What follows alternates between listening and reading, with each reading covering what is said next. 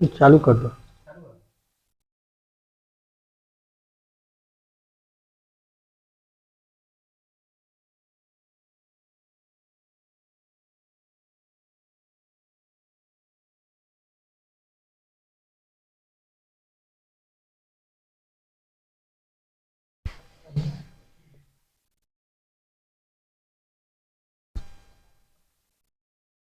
तो देखो, अब इस वीडियो में हम पावली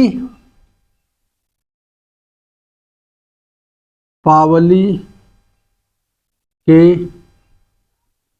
अपवर्जन का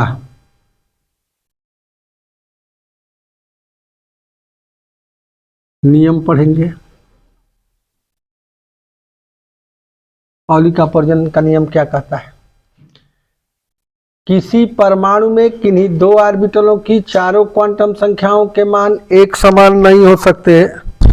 किसी परमाणु में किन्हीं दो इलेक्ट्रॉनों की चारों क्वांटम संख्याओं के मान एक समान नहीं सकते। No two electrons in an atom can have all four quantum numbers are identical. किसी परमाणु में लिखें,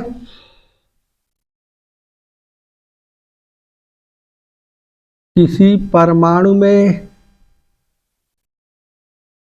किन्हीं दो इलेक्ट्रॉनों की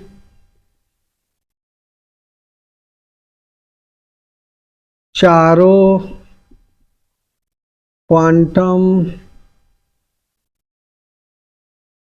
संख्याओं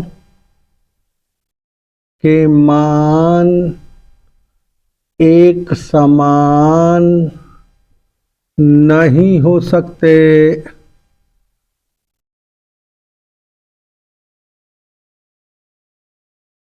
किसी परमाणु में किन्हीं दो इलेक्ट्रॉनों की चारों क्वांटम के संख्याओं के मान एक समान नहीं हो सकते। यदि किन्हीं दो इलेक्ट्रॉनों के लिए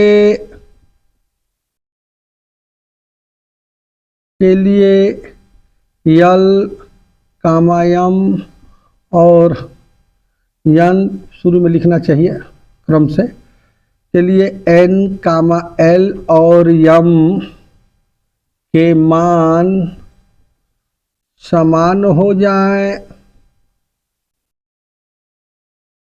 तो उनके यश के मान में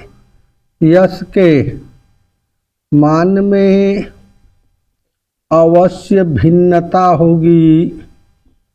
अवश्य भिन्नता होगी। जैसे समझो,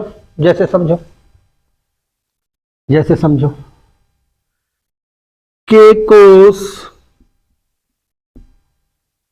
कोष में दो इलेक्ट्रॉन होते हैं। कितने इलेक्ट्रॉन होते हैं? दो इलेक्ट्रॉन होते हैं। के कोष में कितने इलेक्ट्रॉन होते हैं? दो इलेक्ट्रॉन होते हैं। और के कोष का एक उपकोष 1s होता है, जिसमें दो इलेक्ट्रॉन रहेंगे।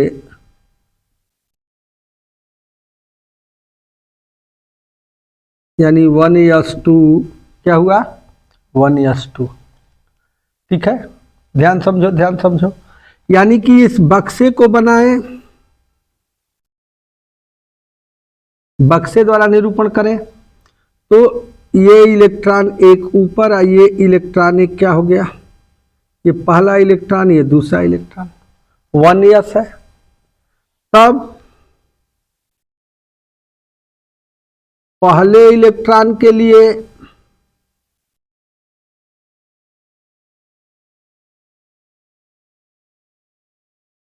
चारों क्वांटम संख्याएं इस प्रकार होंगी। और कैसी भाई देखा 1s कहल जाता ना, 1s में दू गो इलेक्ट्रॉन बा, एगो इलेक्ट्रॉन है, एगो इलेक्ट्रॉन है, पहला है दूसरा है।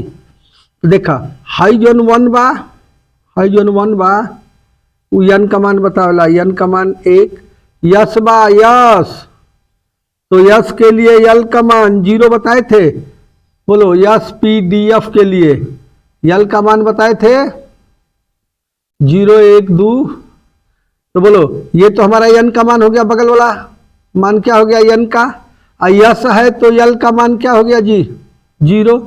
यस के बक्सा के लिए बताए थे कि m का मान क्या होता है 0, तीर ऊपर है पहले इलेक्ट्रॉन के लिए तो s बराबर +½ तीर ऊपर है पहला।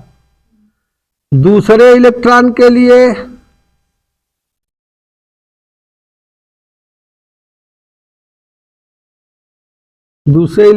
लिए n बराबर 1, दूसरा भी तो इसी में है, यस है तो l का मान, यस के बक्सा के लिए m का मान, तीर ऊपर है कि नीचे, नीचे, तो यस का मान -½ ये देखो आया समझ में।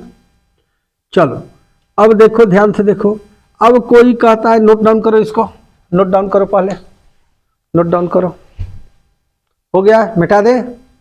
चलिए पाउली का अपवर्जन नियम आ रहा है समझ में।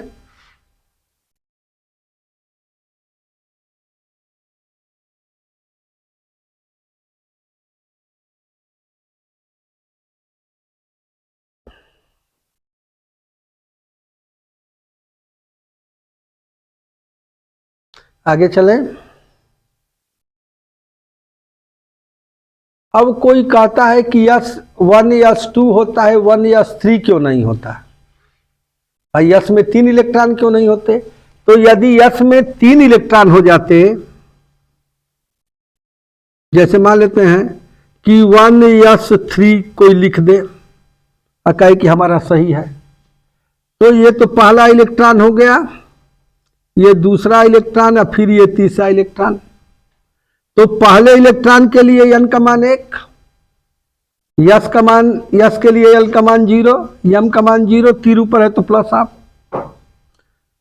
दूसरे इलेक्ट्रॉन के लिए ये पहला इलेक्ट्रॉन है, ये दूसरा है, ये तीसरा है, आ रहा है समझ में। पहले इलेक्ट्रॉन के लिए, पहले इलेक्ट्रॉन के लिए n का मान 1, यस है तो l का मान 0, बक्सा है m का मान 0, तीर ऊपर है तो +½ दूसरे इलेक्ट्रॉन के लिए n का मान 1, l का मान 0, m का मान 0, s का मान -½ और तीसरा इलेक्ट्रॉन के लिए n का मान, l का मान, m का मान और s का मान का हो जी। तो देखो ये पाउली के नियम से ये गलत हो जाएगा, चारों क्वांटम संख्याएं समान हो गई कि नहीं हो गई। ये s उपकोष है ना, तो किसी उपकोष में किन्हीं 2 इलेक्ट्रॉनों के लिए चारों क्वांटम संख्या समान नहीं होना चाहिए, पहले और तीसरे के लिए समान हो रहा है। ये पहले इलेक्ट्रॉन के लिए है, ये किसके लिए है तीसरे।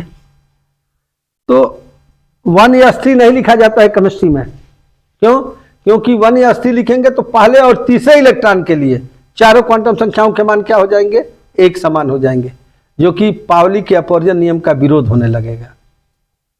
आ रहा है समझ में क्या कर रहे हैं, बोलो। पहले इलेक्ट्रॉन के लिए चारों क्वांटम संख्या और तीसरे इलेक्ट्रॉन के लिए चारों क्वांटम संख्याएं दोनों क्या हो जाएंगी, बराबर हो जाएंगी, जो कि पाउली के अपवर्जन नियम का विरोध करने लगेंगी। इसलिए यस में 3 इलेक्ट्रॉन संभव नहीं है। बात आया समझ में, बोलो भाई, बात आया समझ में। चलिए,